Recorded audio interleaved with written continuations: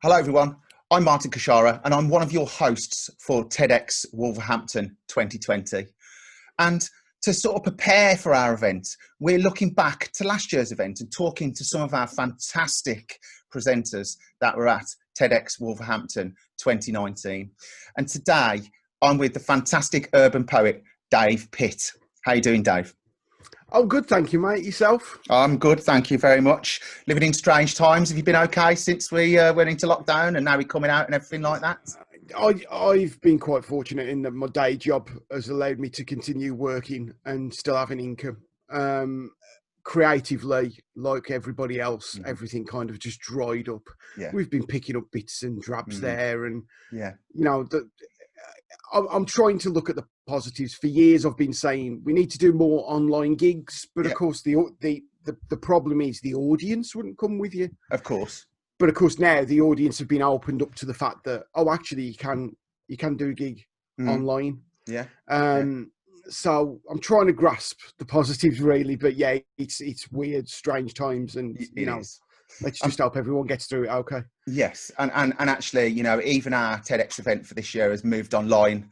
And we're hoping that people will engage with that. And the way people are consuming this kind of viewing is changed markedly, and it's happened so fast. It's a little bit bewildering, and so I hope everybody does get used to it and joins in with the event. So you mentioned that you haven't been been doing lots of creative stuff. Well, what have you been doing since TEDx 2019? It was a long time ago now. It was in April 2019. It's well over a year ago. 2019. Yeah. Cool. So what have you been up to? I mean, there's been more creative stuff. I'm part of a poetry collective called Prattlers and Pandemonialists, who are trying to get poetry out there to the big wide world. And we've had lots of projects that we've been working on. There was some lovely performances and video work that we had to do for Creative Black Country, for instance, for this project called Finding Our Funny Roots, which took up a massive chunk of time. And led us sort of right into lockdown, as it were. We had all sorts of wonderful plans. There was going to be a summer fringe in Wolverhampton, right? Which of course ended up going by the wayside because of the Rona. Yes. But we've been fortunate. We've done workshops and stuff like that. So yeah, it's been a bit weird. It's just been more of the same, more poetry, more writing, more video work, and just ticking over really, and just trying to, particularly the last 6 months, just trying to get through it. Yeah, and I think for everybody, we sort of, it feels like the whole world's taken a bit of a breath inwards, doesn't it? And he's just sort of waiting for something to happen still. Get us a vaccine. That's it. Help. Somebody, anybody.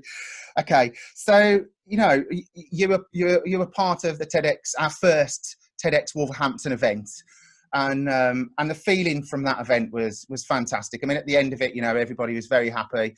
We know that people are still talking about the event even today, so as one of our presenters, what did like the Romans? What did TEDx do for you? I always think that's a really difficult one, because let's do it from the TED point of view of, there's no control, is there? No. There's no, if I'd have lived the last, what's it been, 18 months?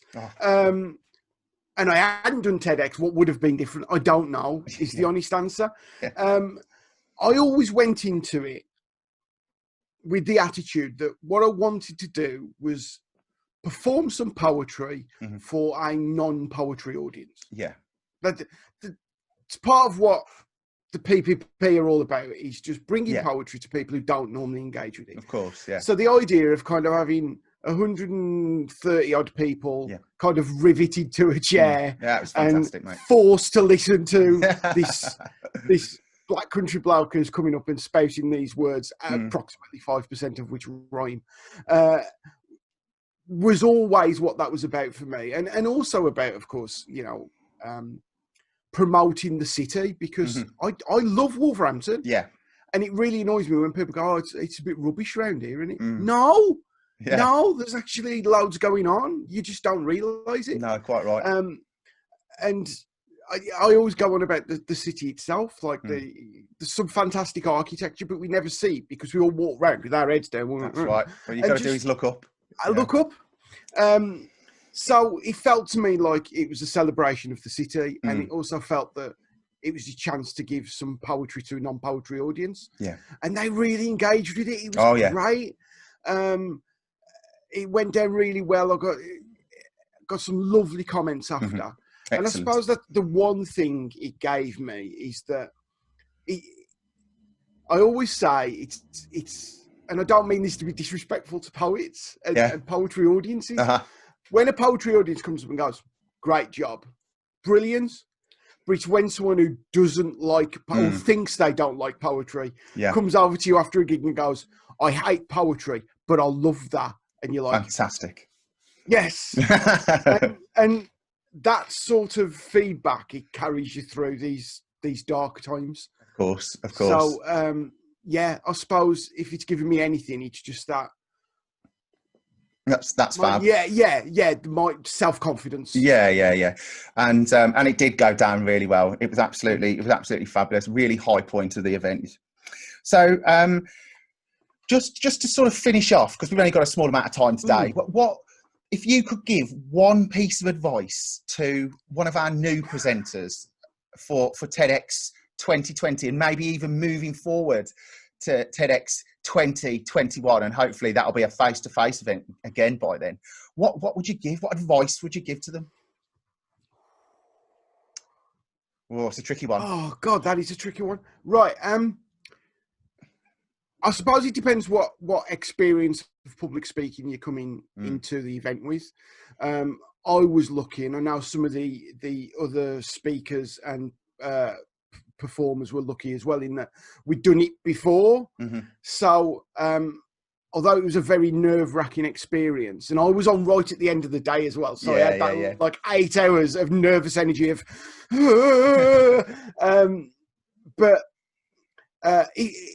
treat it like for those who've done gigging, treat it like a gig. Treat it like you're out there to entertain, educate, inform, and it's just another gig. Don't, not being disrespectful, don't big it up. Just treat it as a normal gig. Because that's when you'll do your best. Yes, of course. For the performers who are used to performing, when you hit that stage, it's brilliant. Yes. It's an amazing feeling. For those who have never done public speaking before and it's going to be their first time, yes, it's going to be nerve-wracking. Yes. Make sure you drink plenty of water in the week leading up to the event because your mouth will dry up, and it's really important to be to have enough liquid in your system. Practice, and practice.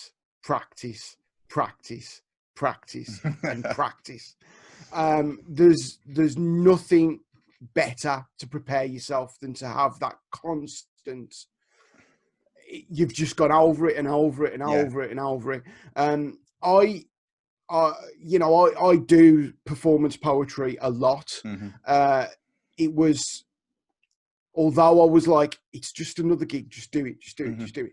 I know my poems, I learn my poems, but the speeches that I give between the poems, I improvise on stage. For this gig, I knew what I was going to say in between each poem. Sure. It just felt it got more gravitas. I knew I was doing okay when I went off script. And I could say my own things that just popped into my head while I was on stage. It is just another gig. It's a great gig. It's brilliant. You'll enjoy it. It's another gig. And you've been picked because you can do it. Remember that. Yeah. The organisers have got a faith and a belief in you. So even in those dark times where you're thinking, what have I done? You can do it. You can do it. And there's a whole team of people around to support you. And it's going to be the best feeling on earth when you walk off that stage. It really is. Thanks for that, Dave. And I think you're right in saying that the selection process, you know, on the surface doesn't feel like it might not feel like it's considered or very stringent and everything like that. But the production team really think about who they're putting on that stage, you know, because you know, TEDx and TED, you know, they've got this level of quality that they need, you know. So to just be on that stage, I feel, and you know, as one of the co-presenters, I thought it was a privilege to be there. Definitely. Okay, Dave. Well, that's all we got time for today. As I said, it's just a short chat. So thank you for chatting to us today. Thanks for asking me to do it. My pleasure. And I hope everything is okay, and hopefully we'll see you at TEDx again soon. Yeah, lovely. Cheers, mate. Thank you. Thank you. That was the performance poet, Dave Pitt, one of our former presenters from TEDx Wolverhampton. Join us on the 7th of November for TEDx 2020 online.